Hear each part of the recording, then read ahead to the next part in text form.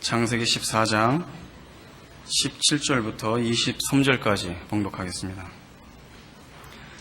아브라함이 그돌라오멜과 그와 함께한 왕들을 파하고 돌아올 때에 소돔 왕이 사회 골짜기 곧 왕국에 나와 그를 영접하였고, 살렘 왕 멜기세덱이 떡과 포도주를 가지고 나왔으니 그는 지극히 높으신 하나님의 제사장이었더라. 그가 아브라함에게 축복하여 가로되, 천지의 주제시오 지극히 높으신 하나님이여, 아브라함에게 복을 주옵소서. 너희 대적을 내 손에 붙이신 지극히 높으신 하나님을 찬송할지로다 하매, 아브라함이 그 얻은 것에서 10분의 1을 멜기세덱에게 주었더라. 소돔 왕이 아브라함에게 이르되, 사람은 내게 보내고 물품은 내가 취하라. 아브라함이 소돔 왕에게 이르되, 천지의 주제시오 지극히 높으신 하나님 여호와께 내가 손을 들어 맹세하노니, 내 말이 내가 아브라함으로 치붙게 하였다 할까 하여 내게 속한 것은 물론 한 실이나 신들매라도 내가 취하지 아니하리라. 오늘 창세기 14장의 내용은 신앙생활 하신 분들이 익히 아는 내용입니다. 당시 팔레스타인 지방의 맹주였던 엘람 왕 그돌라오멜이 자기의 세력 아래 복속시켰던 소돔, 고모라, 아드마, 스보임, 소알 5 조그만 나라들을 이제 와서 격파한 기록입니다. 이 5 나라는 아주 작습니다. 다 한 성 정도의 규모밖에 되지 않는 조그만 나라인데, 12년 동안을 이 그돌라오멜을 섬기고 속국으로 있다가 13년째 반란을 꾀해서 그돌라오멜이 아직도 자기 말을 듣는 몇 나라 왕을 불러서 와서 이제 이 나라들을 다 반란을 일으킨 나라들을 다 쳐서 격파하고 이제 포로를 사로잡아가는 중에 아브라함의 조카인 롯도 잡혀가게 된 것입니다. 그래서 아브라함이 자기 집에서 기른 종들 318명을 데리고 가서 이 참으로 큰 나라 엘람이라는 나라의 왕 그돌라오멜과 그 동맹군들을 격파하고 롯을 구출해낸 사건입니다. 이 싸움의 의미가 뭐냐 하는 것을 오늘 우리가 17절 이하의 본문에서 본다시피 이제 멜기세덱과 살렘 왕 멜기세덱과 소돔 왕 베라가 이제 발언하는 것으로 내용의 중요한 부분을 우리에게 확인시켜주고 있습니다. 그 하나는 멜기세덱이 증언한 바와 같이 이 전쟁은 하나님이 아브라함 편을 들어서 승리케 하신 것이라 하는 것입니다. 그 다음에 또 하나는 소돔 왕이 제안한 내 전쟁의 승리에 당연한 권리를 행사하라 하는 부분에서 아브라함이 거절하는 이 일입니다. 우리는 이런 사건들을 성경에서 많이 대합니다.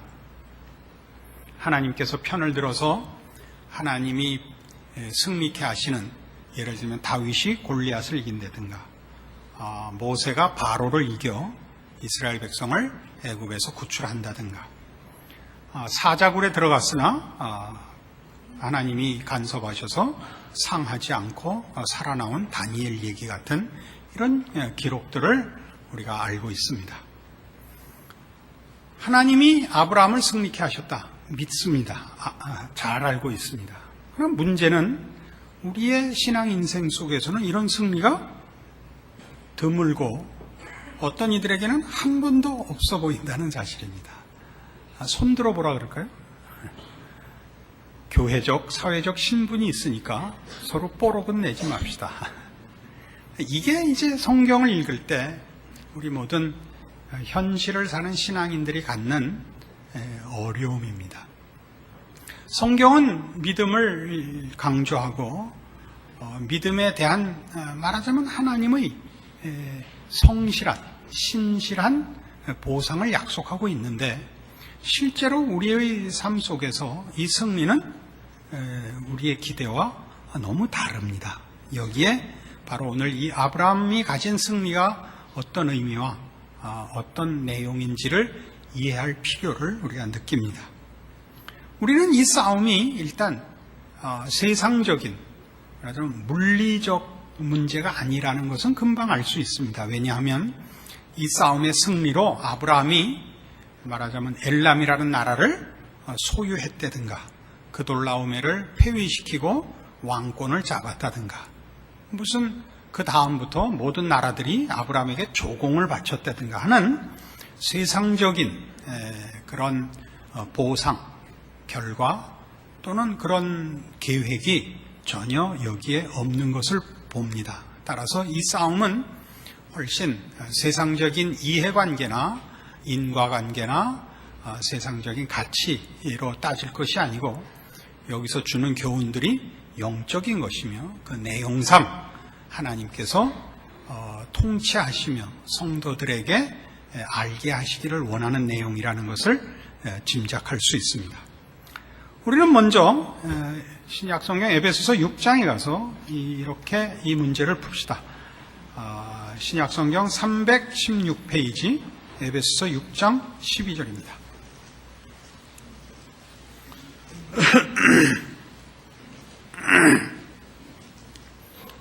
신약성경 316페이지 에베소서 6장 12절 우리의 씨름은 혈과 육에 대한 것이 아니요 정사와 권세와 이 어두움의 세상 주관자들과 하늘에 있는 악의 영들에게 대함이라. 우리의 씨름은 혹은 우리의 싸움은 우리의 전쟁은 정사와 권세와 어두움의 세상 주관자들과 하늘에 있는 악의 영들에게 대한 것입니다. 그러니까 훨씬 영적이라는 걸 알 수 있습니다. 어두움의 세상 주관자들이나 하늘에 있는 악의 영들 하면 우리 분명하게 하나님을 대적하는 사단과 마귀들이라고 우리는 이해합니다. 그러나 정사와 권세는 뭘까요? 하여튼 우리는 우리의 전쟁은, 우리의 싸움은 영적인 것이라 하는 걸 확인합니다. 그러나 이 영적인 것이라는 이 말이 갖는 의미를 좀 더 구체적으로 이해해야만 오늘 이 아브라함의 승리가 갖는 의미가 아브라함에게만 있는 것이 아니라 그를 믿음의 조상으로 삼아 우리 모두 그리스도 예수 안에서 하나님의 자녀로 부름받는 모든 하나님의 백성들에게 허락한 승리요 경험하고 누릴 권리인 것을 알게 됩니다. 골로새서 2장으로 갑니다. 326페이지 골로새서 2장 14절입니다. 우리를 거스리고 우리를 대적하는 의문에 쓴 증서를 도말하시고 제하여 버리사 십자가에 못 박으시고 정사와 권세를 벗어버려 밝히 드러내시고 십자가로 승리하셨느니라. 예수 그리스도의 십자가 사건을 설명하는 내용인데 그가 십자가를 지신 이유는 우리를 대적하는 의문에 쓴 증서를 도말하시고 정사와 권세를 벗어버리려고 그렇게 하셨답니다. 예수님의 십자가 사건은 여러 가지로 묘사됩니다만 가장 대표적인 것으로 로마서 4장 25절에 의하면 예수는 우리 범죄함을 위하여 내어줌이 되고 우리를 의롭다 하심을 위하여 살아나셨느니라 라고 분명하게 설명하고 있습니다. 우리 모두가 알고 있다시피 예수님은 우리를 구원하기 위하여 우리 죄를 속하기 위하여 십자가를 지셨고 우리를 하나님의 자녀요 구원받은 백성으로 의인으로 만들려고 부활하셨습니다. 그러나 여기 골로새서 2장 14절 15절 식으로 얘기하면 우리 죄를 위하여 죽으신 예수가 다른 표현으로 다른 시각으로 얘기하면 우리를 대적하는 의문에 쓴 증서를 없애기 위해서 십자가를 지셨다 합니다.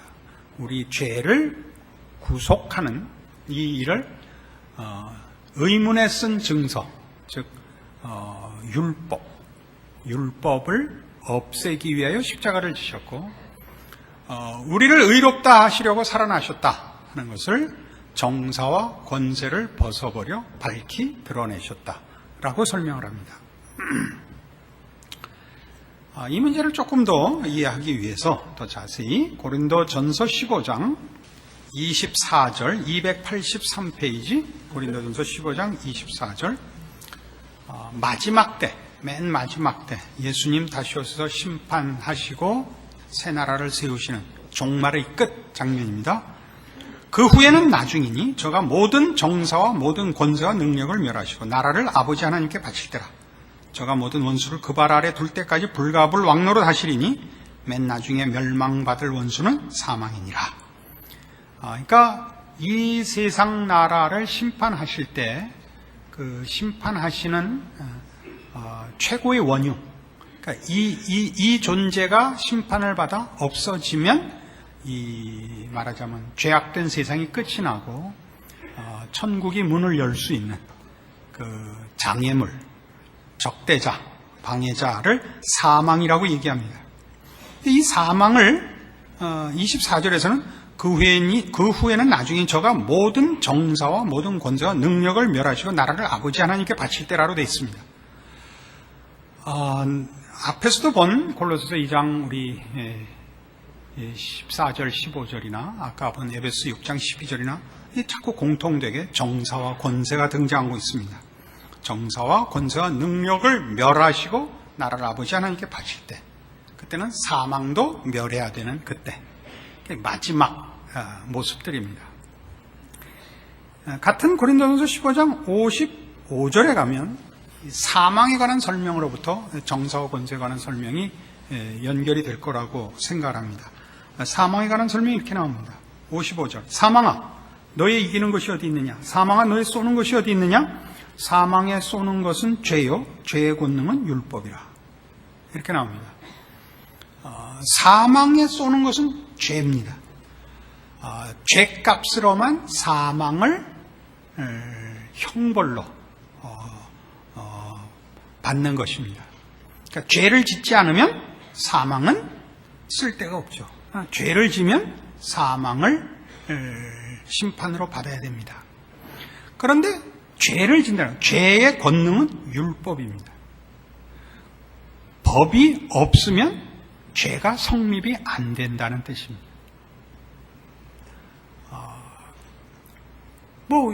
더 쉽게 얘기하면 우리가 죄를 안 지으면 물론 됩니다. 법을 어기지 않으면 안 됩니다. 문제는 법을 지킬 능력이 없다는 사실이죠. 그래서 이 법이 없으면 죄가 없다라는 식의 이런 설명은 우리에게 좀 굉장히 의아롭고 좀 뭐라 그럽니까? 좀 파격적으로 들리실 겁니다. 이렇게 나가 보십시다. 여러분 요즘은 다 차 타고 다녀서 차에 관한 이해가 훨씬 많습니다. 차선이 없으면 차선 위반이라는 것이 없습니다. 차선이 없으면 신호등이 없으면 신호 위반이 없습니다. 속도 제한이 없으면 과속이 없습니다. 그렇죠? 근데 문제는 어디나 그게 있다는 사실이죠. 어느 곳을 가든지 태평양에는 없다고 그럽니다. 거기에 누가 차 갖고 나가겠어요? 이 얘기를 성경이 하는 겁니다. 의문에 쓴 증서를 도말하시고, 그게 율법이거든요. 율법을 없애버렸다는 겁니다. 그게 구원이라는 겁니다. 그러니까 법이 없으니까 죄가 성립이 안 되고, 죄가 없으면 사망을 선고할 수가 없다는 겁니다. 정말 그런 생각이 드시죠? 로마서 8장입니다. 신약성경 249페이지 로마서 8장 1절. 그러므로 이제 그리스도 예수 안에 있는 자에게는 결코 정죄함이 없나니 이는 그리스도 예수 안에 있는 생명의 성령의 법이 죄와 사망의 법에서 너를 해방하였습니다. 구원이란 뭐냐 하면 우리를 죄 없게 만드는 건데 어떻게 죄 없게 만드냐? 법을 없애서 죄 없게 만든 겁니다. 여러분들이 그래도 이 얼굴이 환해지지 않는 이유는 그게 뭔가 싶어서 그러죠. 법 없이, 그래서 죄 없이, 그래서 사망이 맥을 못 쓰면 그건 무질서요, 혼돈이요, 혼란일 거라 하는 생각을 금방 하시기 때문입니다. 바로 이 문제입니다. 예수님은 서두에 제가 설명드린 대로 이 로마서 4장 25절에, 기왕 로마서 찾았으니까 찾아보시죠. 로마서 4장 25절에 예수는 우리 범죄함을 위하여 내어줌이 되고 또한 우리를 의롭다 하심을 위하여 살아나셨느니라. 이거 다 압니다. 근데 이 우리 범죄를 위하여 그가 십자가를 지시고 죽으시고 부활하셨다는 게 무슨 뜻이냐? 어떤 한 체제와 어떤 한 질서를 없애버린 겁니다. 우린 그걸 아까 골로새서 2장 14절에서 우리를 대적하는 의문에 쓴 증서를 도말하시고 라는 표현에서 확인합니다. 그러니까 더 이상 우리는 율법이 기준이고 질서고 토대고 체제인 그런 영역에서 살지 않습니다. 구원이란 뭐냐면 그렇다고 해서 무질서와 혼돈과 방종을 얘기하는 것이 아니라 이 체제보다 더 고급한 체계와 체제로 불렀다는 겁니다. 여기가 이 율법의 체제라는 것은 책임과 능력과 인과율의 질서 속에 있는 체제입니다. 모든 우리의 결과에 대하여 우리가 원인자입니다. 그래서 우리가 저지른 결과에 대해서 그 원인자인 내가 결과에 대해서 책임을 지는 체제 속에 있습니다. 그리고 이 체제는 바로 그것을 요구하는 것으로 유지되며 그것이 힘이며 그것이 법입니다. 이것이 정사와 권세입니다. 우리가 사는 세상은 하나님 없는 세상이요. 하나님 없는 세상의 이 세상 질서는 유일하게 인과율의 법칙밖에 그 기준이 없는 세상입니다. 우리는 그것을 자연 법칙에서 보고 과학에서 보고 개인 인생에서 봅니다. 우리는 모든 개인들에 대하여 윤리와 도덕을 요구하고 능력을 요구하고 그 가치와 의미를 본인의 책임으로 요구합니다. 그 책임에 부합하면 상 받고 그 책임에 미흡하면 벌 받습니다. 그것이 이 세상의 삶입니다. 우리 모두는 고단합니다. 왜요? 우리는 어떤 것, 죄 짓는 경쟁에서는 조금 실력이 있으나 거룩하고 선하고 가치 있는 일들에 대하여는 전혀 능력이 없기 때문에 우리는 다 전전긍긍하고 살고 있습니다. 우리는 다 감추고 살고 속이고 살고 표정 관리하고 살 수밖에 없습니다. 그러나 예수님이 오셔서 어떤 구원을 이루셨냐면 바로 이 법이 기준인, 법이 근거인, 책임을 요구하는 인과율의 체제에서 우리를 은혜와 믿음의 체제로 우리를 불러내시는 겁니다. 거기는 하나님이 주인이시고 우리는 하나님과의 관계가 정상화되어 하나님이 우리의 원인과 결과가 되는 세상 속에 살게 되는 겁니다. 우리는 우리의 책임에 대해서, 우리가 잘못한 책임에 대해서 꼭 내가 벌을 받지 않습니다. 예수 안에서 예수에게 일어난 모든 것으로 하나님은 나를 대신하신답니다. 우리 이걸 은혜의 법칙이라고 하고 사랑의 법칙이라고 하고 믿음의 법칙이라고 합니다. 그것은 뭐와 비슷하냐 하면 여러분 가족과 같습니다. 여러분의 자녀들을 여러분은 남남의 관계에서 다루듯이 다루지 않습니다. 우리는 세상에서 이 세상 체계에서는 사람과 사람들을 법으로 밖에는 판단도 평가도 또는 책임도 물을 수가 없습니다. 꼭 그것으로밖에 할 게 없습니다. 그러나 가족은 이것만으로 묻지 않습니다. 우린 우리 자녀들이 세상의 법으로는 죄일 수 없는 것도 꾸중을 하고, 그죠? 소리내서 밥 먹는 것 같고 세상에선 잡아가지 않습니다. 그러나 자녀일 때는 패요. 패는 게 싫으면 굶기든가 이빨을 몽땅 뽑든가 그래요. 그리고 세상 같으면 잡아놓고 사용시킬 일도 자식에게는 죽이지는 않습니다. 죽을 것만큼은 패지만 죽이지는 않습니다. 이 가족이라는 관계는 분명 일반 사회의 체제보다 우월한 것입니다. 세상과 사회가 법이라는 냉정무쌍한 기준 하에 기반되어 있다면 가족은 사랑과 존경과 이런 무엇과도 비교할 수 없는 고급한 질서와 기반 위에 서 있는 것입니다. 이것이 바로 성경이 말하는 구원입니다. 그러니까 우리는 하나님 안에서 예수 안에서 하나님의 자녀로 구원함을 받았습니다. 하나님은 우리에게 아버지이십니다. 자녀에게 일어나는 일을 당사자 보고 다 책임지라 그러는 부모는 없습니다. 오히려 부모가 자녀의 모든 것을 책임지며 지도하며 보호하며 그리고 요구하는 법입니다. 그러니까 아브라함의 이 승리는 그가 하나님이 자기 편을 들고 힘을 주어서 어떻게 세상을 이겼는가, 그 반대편을 이겼는가에 관한 문제가 아니라 이 승리가 하나님이 그의 편을 드는 자가 가지는 영원무궁한 승리의 특권을 설명하는 한 사건에 불과한 것입니다. 아브라함은 하나님의 자녀가 되고 하나님을 믿는 하나님의 백성이 된 것으로 그는 언제나 승리자인 것입니다.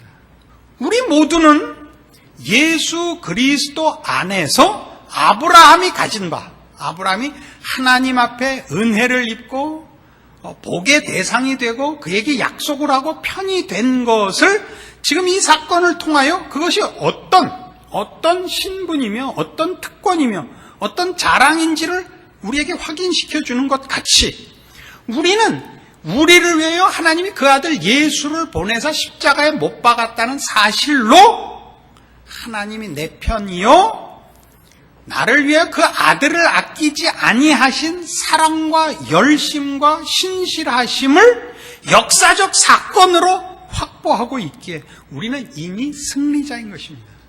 우리에게 일어나는 일은 세상식으로 판단해서는 안 되는 것입니다. 아브라함의 승리가 다만 그 승리가 그리하여 상대방의 것을 빼앗아내는 나의 승리의 보상을 요구하는 세상적인 것이 아님을 소돔왕의 제안을 거절하는 데서 이미 밝히고 있지 않습니까? 아브라함의 승리는 그돌라오메를 무찌른 데 있지 않고 하나님이 아브라함에게 하나님이 되시는 순간 그는 승리자일 수밖에 없고 그에게 일어나는 일 속에 하나님이 모르는 일이거나 하나님이 개입하지 않거나 하나님이 편들지 않는 일은 없다는 것이 한 예에 불과한 것입니다. 우리 모두는 사실은 승리자요. 이 특권을 갖고 있는 자입니다. 그러나 우리는 그렇게 느끼지 않습니다. 왜요? 우리의 소원에 하나님이 이런 다윗의 승리같이 아브라함의 승리같이 모세의 승리같이 안 주시기 때문입니다. 그러나 그거는 우리가 이 싸움이 영적 싸움인 것을 망각한 데 있습니다. 우리의 싸움은 혈과 육에 관한 것이 아닙니다. 하나님을 모시고 있는 자, 예수 안에서 확보된 구원의 특권들에 대한 이해의 그 미흡함이 우리로 하여금 세상적인 보상과 가치와 이 하나님을 믿는 자의 특권 같은 것들을 이렇게 뒤범벅을 만드는 바람에 생긴 것이죠. 사도 바울은 이런 그 아브라함이 가졌던 아브라함으로부터 시작하며 그에게 예표하며 그로 설명하여 결국 우리 모두에게 주신 그리스도 예수 안에서 모든 믿는 자에게 주신 하나님의 성도에게 허락한 특권들을 이렇게 이해하고 있습니다. 빌립보서 4장입니다.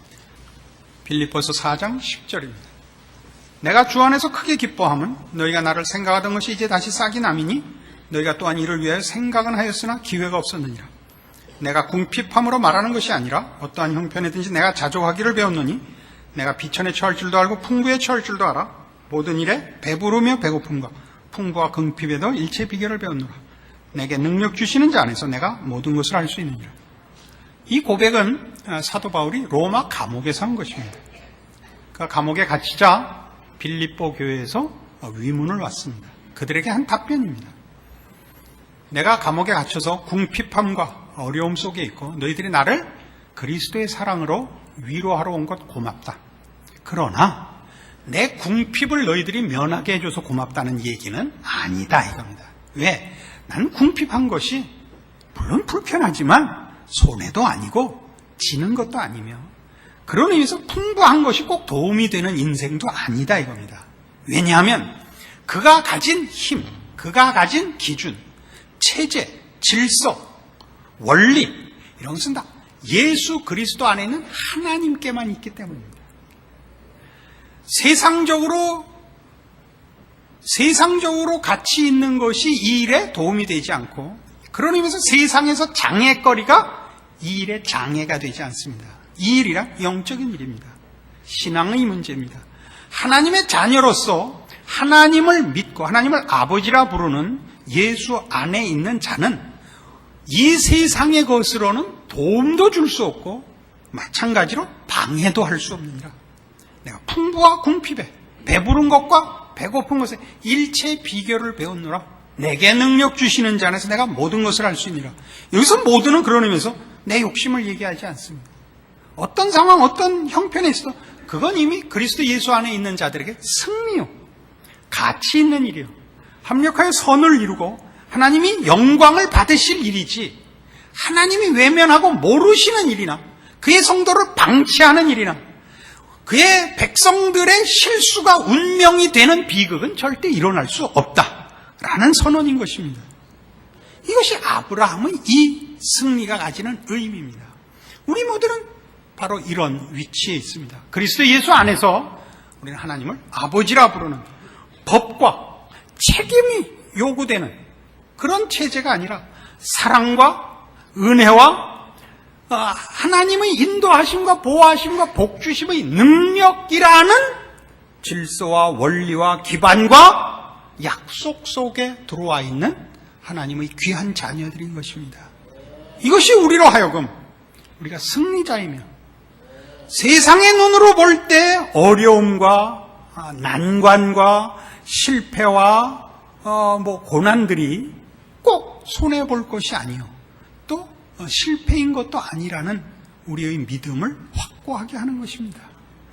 여러분은 이런 부름을 받은, 말하자면 아브라함의 승리가 당연히 여러분의 승리요, 예수 그리스도 안에 있는 이 사도 바울의 고백과 자랑, 우리 모두에게 주어진 것임을 놓쳐서는 안 됩니다. 이건 몇몇 위인들이 깨닫거나 저들의 그 우월함으로 받은 보상이 아닙니다. 예수님은 우리 모두를 위하여 오셨고 우리의 범죄함을 위하여 내어줌이 되고 우리를 의롭다 하려고 살아나셨습니다. 그래야 우리를 하나님의 가족, 예수 안에서 하나님의 자녀로, 그래서 우리가 아무 때나 성경식 표현하면 담대히 그에게 나갈 수 있다. 담대히.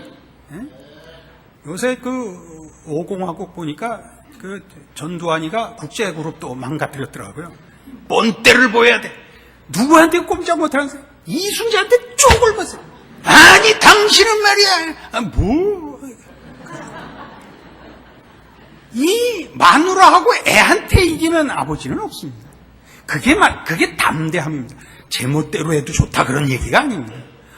어떤 질서, 어떤 기준으로 우리가 하나님의 자녀라는, 말하자면 기독교 신앙이라는, 구원이라는 부름을 받았는지를 아셔야 됩니다.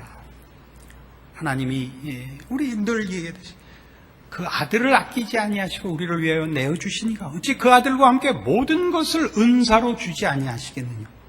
잊지 마십시오. 여러분은 하나님이 덜 사랑하시거나 잠깐 외면하시거나 다 그런 거지 뭐 이렇게 살게 버려둔 무슨 미약하고 그냥 전체 속에 숫자 하나에 불과한 존재가 아닙니다. 하나님은 여러분 하나를 위해서도 기꺼이 그 아들을 보내셨을 여러분의 아버지시며 여러분을 잊지 아니하시되 젖먹이는 아이를 잊지 않는 어미가 혹 있는 일은 있어도 우리 하나님은 그러시지 않는다고 약속하신 진실하신 우리 아버지십니다. 여러분에게 일어난 지금 여러분 인생의 모든 현실에 대한 불만과 의심을 깨뜨리시고 하나님이 여러분의 아버지신 것과 여러분을 위해 그 아들을 보내신 이 큰 증거를 근거로 하여 담대함과 믿음 위에서 여러분의 신앙인으로서의 존재와 인생을 믿음 가운데서 즐기시는, 활력 있게 사시는 인생 되시기를 바랍니다. 기도하십시다. 하나님 아버지 은혜를 감사합니다. 하나님은 우리 아버지시여 우리를 위하여 그 아들을 아끼지 아니하시고 주신 사랑과 은혜와 복주심과 신실하심과 영광되고 거룩하신 우리 하나님이십니다. 우리의 인생에 우리를 대적하여 하나님의 사랑을 우리와 끊어놓을 자 없으며 우리의 못난 대로 행하여 운명이 결정되도록 할 어떠한 대적도 없습니다. 하나님은 우리 아버지시기 때문입니다. 우리는 이 하나님을 아버지라 부르며 예수 안에 있습니다. 아브라함의 승리가, 다니엘의 승리가, 모세의 승리가, 다윗의 승리가 우리 모두의 승리입니다. 이 승리를 붙잡고 믿음 안에서 담대히 하나님의 사람으로 살아가는 인생 되게 하사 구원 얻은 백성의 마땅한 찬송과 자랑과 영광과 감사를 받으시옵소서. 예수님 이름으로 기도합니다. 아멘.